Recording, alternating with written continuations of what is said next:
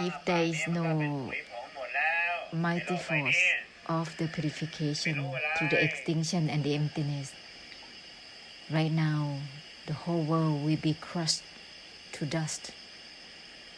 What would you know? There's just karma and karmic cycle, karmic retribution. There's just projection crashing towards one another, living in a way with quarrels, with conflicts, killing, destroying one another. Without the mighty force of the purification through the extinction and the emptiness, everything will be just dust, crushed. Too much karma, too much hurting and harming, too much clashing. Just like worldly people, only clashes, projecting towards one another through knowing and seeing, clashing only. Don't know how to purify through the extinction and the emptiness through seeing and knowing. Why we have to step back to disregard from the disregard itself, so that there is no clashing, so that it will cut off the cycle of the worldly habits. Otherwise, they will just focusing, projecting the mind towards one another only. Significance and meanings and objects of the knowing, of the awareness, there is already clashes. That which has nothing to do with knowing and seeing, or not knowing and not seeing. That which has nothing to do with having the mind or not, is the essence of uninvolved within the uninvolved itself.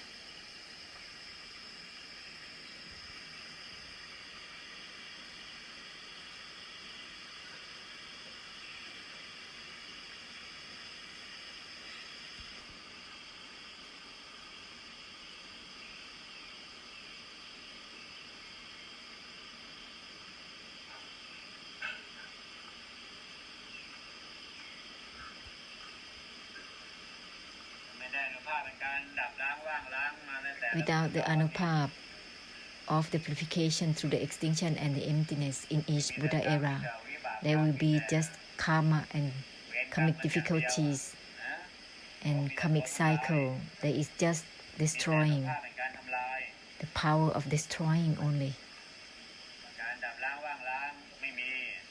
There are no force of purification through the emptiness and extinction. They just seeing and knowing that crashing one another.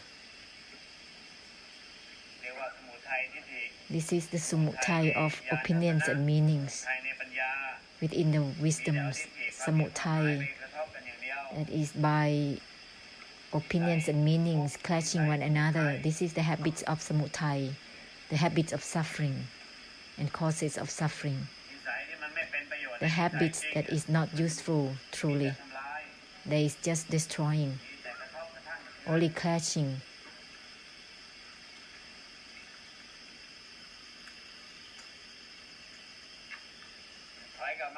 Step back, not attached to the non-attachment itself, cut through the cutting itself, ending the effort to end itself right at the root. This is not about attempting to make the mind in whatever ways. That is clashing with the mind. It's not about doing. Uninvolved within the uninvolved itself is not about practicing. It's not about meditating.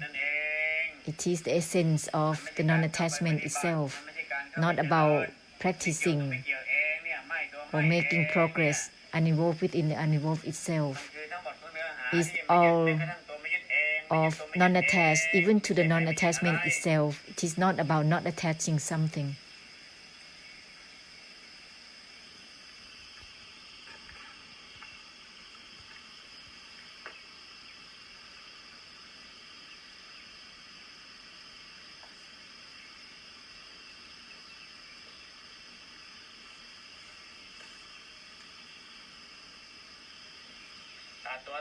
Cut through the cutting itself is not about cutting off something. Disregard from the disregard itself. Cut through the cutting itself, not to cut something.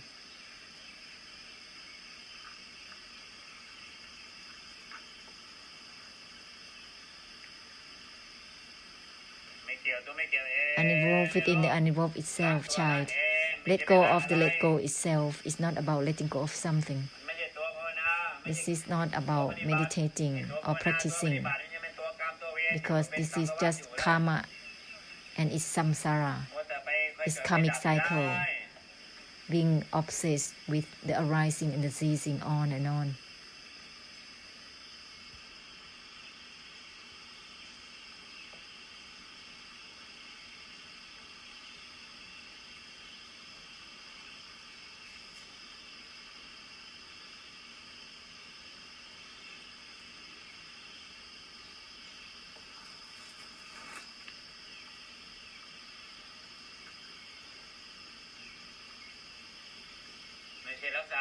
This is not about sustaining the mind. The mind is anatta, is meaningless.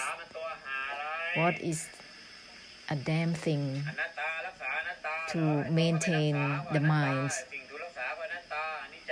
The object that is maintained is anatta.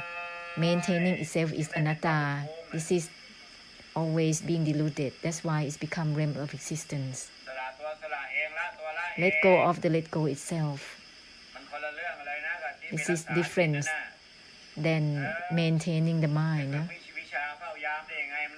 How can there be a practice to watch out, to always being aware, cut through the cutting itself? Give the essence of the enlightenment. Don't be obsessed to be attached, to maintain the mind for what? The mind is anatta, is meaningless. What is it that is maintaining, that is conditioned, is the burden? It turns into the subject of guarding, of watching out. How can it be? This is the essence of the enlightenment. It's not the subject of watching out, of being aware.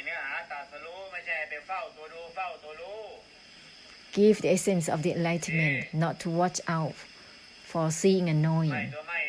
Disregard from the disregard itself, cut through the cutting itself, child, ending the effort to end itself, not to do something else.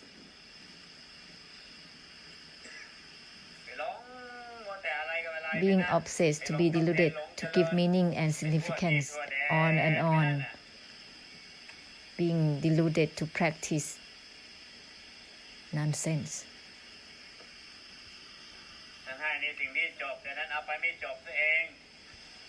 The ending is given, but one doesn't give ending to oneself.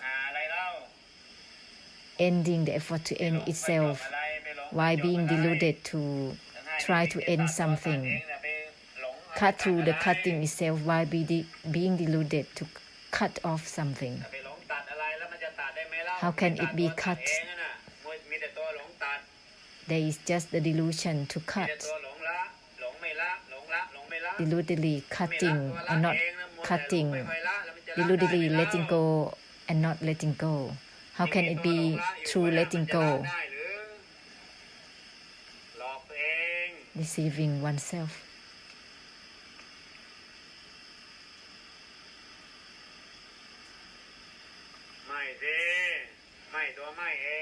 Not attached even to the non-attachment itself.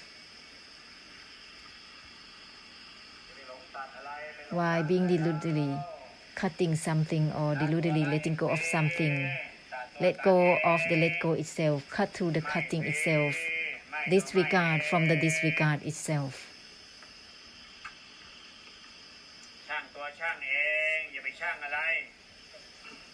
Unconcerned, the unconcerned itself. Don't be deludedly unconcerned with this and that. How can it be true unconcerned? It is a deceiving titi. On and on with it. Disregard from the disregard itself, so that it will end the effort to end itself right at the core, right at the root, cut through the cutting itself.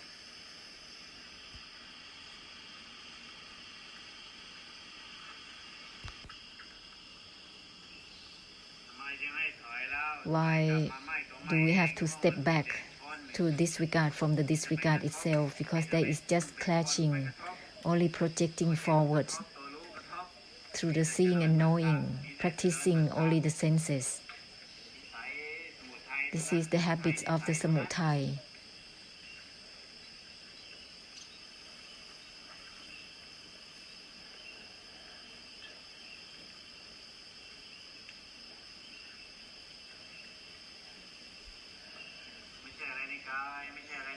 Nothing is within the body and the mind. Nothing is within anything. No is not know itself. No is not know itself. Naturally, there will be nothing within the body and the mind or anything whatsoever. Nothing is within Dhamma, naturally. So don't be obsessed to grab the anatta, to grab Dhamma, using the anatta deludedly to grab Dhamma. How can it be?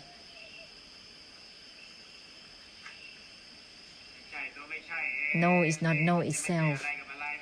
Naturally, there will be no significance in anything whatsoever.